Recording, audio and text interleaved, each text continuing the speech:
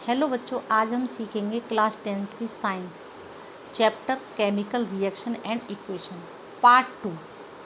इसमें हम सबसे पहले सीखेंगे डिस्प्लेसमेंट रिएक्शन। हम आधा पार्ट हो चुका है और नेक्स्ट आधा पार्ट ये है डिस्प्लेसमेंट रिएक्शन।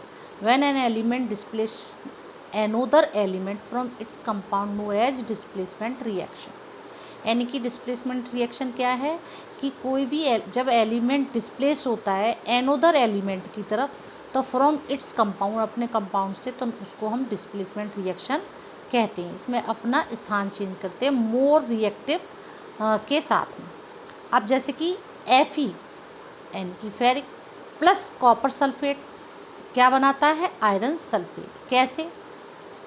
Fe ने किसके साथ रिएक्शन कर, Fe की और कॉपर सल्फेट की हमने रिएक्शन कराई, तो ये मोर रिएक्टिव जो है Fe है, वो सल्फेट के साथ चला जाएगा, सल्फेट के साथ चला जाएगा, नहीं कि ये इसके साथ चला जाएगा, तो Fe सल्फेट हो जाएगा और क्या बचेगा? कॉपर बचेगा, और कॉपर बचेगा वो अलग रिएक्शन हो जाएगा। तो कॉपर सल्फेट में से Fe सल्फेट के साथ रिएक्शन करा के Fe सल्फेट बन गया और कॉपर निकल गया।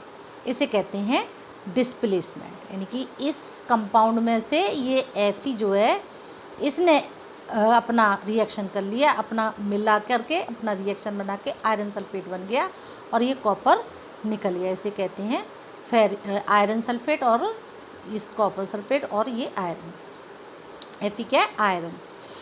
अब दूसरी रिएक्शन है, यानी कि जिंक से कॉपर सल्फेट का रिएक्शन कराया, तो जिंक ने सल्फेट के साथ मिला और मिलके ये जिंक सल्फेट बना दिया और कॉपर निकल गया।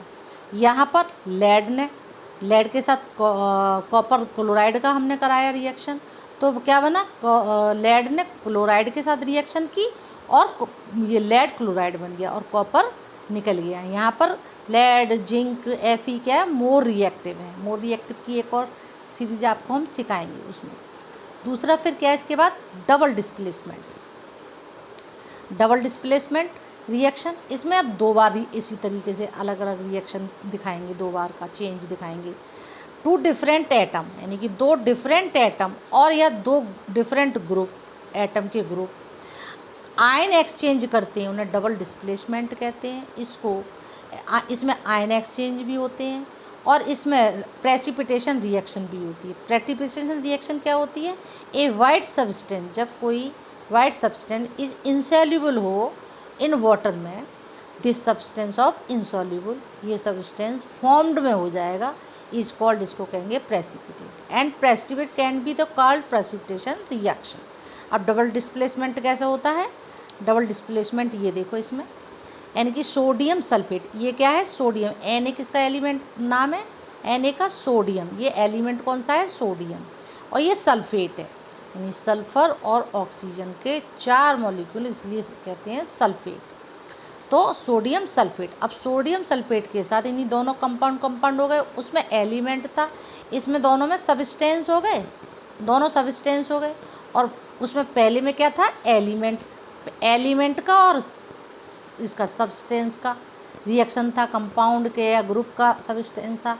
अब डबल डिस्प्लेसमेंट में दोनों सब्सटेंस हैं या एटम के ग्रुप हैं या सब्सटेंस हैं दोनों, तो इनकी रिएक्शन कराने पर कैसे होता है कि दोनों सोडियम सल्फेट और बेरियम क्लोराइड, इनकी रिएक्शन हम कराएंगे, तो क्या होगा? बेरियम का किससे हो जाएगा? बेरियम का सल्फेट के साथ रिएक्शन करेगा, ये बेरियम मोर रिएक्टिव हो गया, और सोडियम तो है ही मोर रिएक्टिव, सोडियम बचा क्लोरीन के साथ करेगा, तो क्या बनेगा? बेरियम सल्फेट और सोडियम क्लोराइड। बेरियम सल्फेट और सोडियम क्लोराइड, यानी सोडियम सल्फेट का बेरियम सल्फेट का रिएक्शन कराया, तो डबल डिस्प्ले, इस एक बार ये हुआ, दूसरी बार ये डबल डिस्प्लेसमेंट हो गया, तो बेरियम सल्फेट बना और सोडियम सल्फेट बन गया। यानी कि Ba को बेरियम और Na को सोडियम। ये एलिमेंट की टेबल से हम पढ़ते हैं, सीखते हैं। अब पढ़ते हैं ऑक्सीडेशन और रिडक्शन क्या है।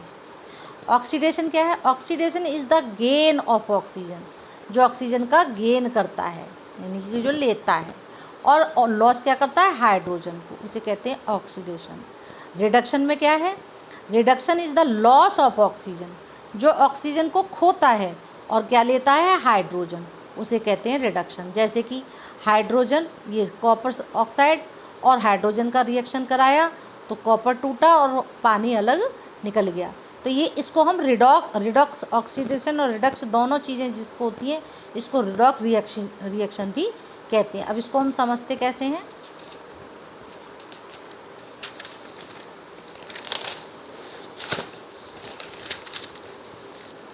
तो ऐसे करते हैं। अब हम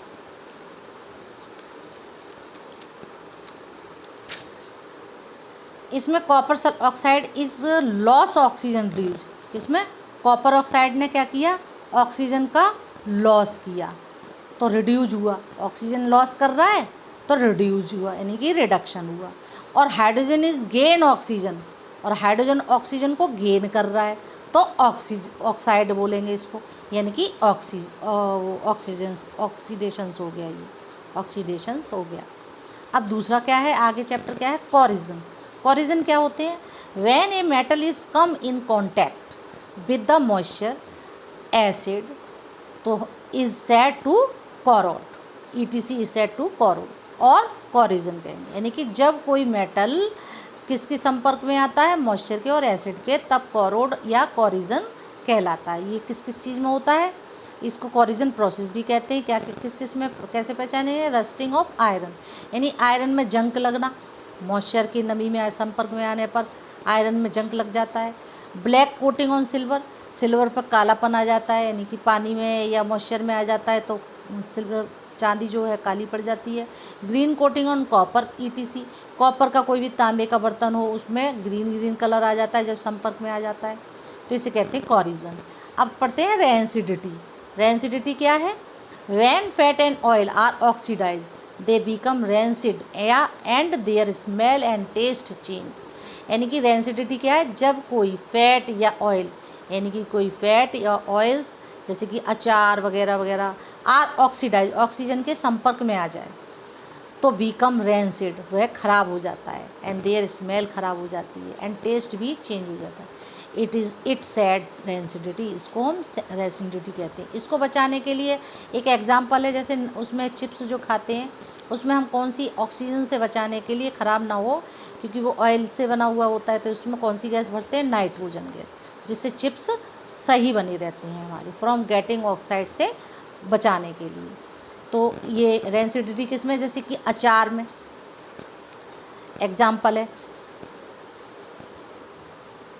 पिकल में भी, अचार में जो सफ़ेदी आ जाती है, बीकम कैसा हो जाता है, सफ़ेद आ जाता है, उस पर अचार पे फूंदी लग जाती है, उसे उसमें रेंसिडिटी होती है। तो ये चैप्टर आपका यहाँ खत्म।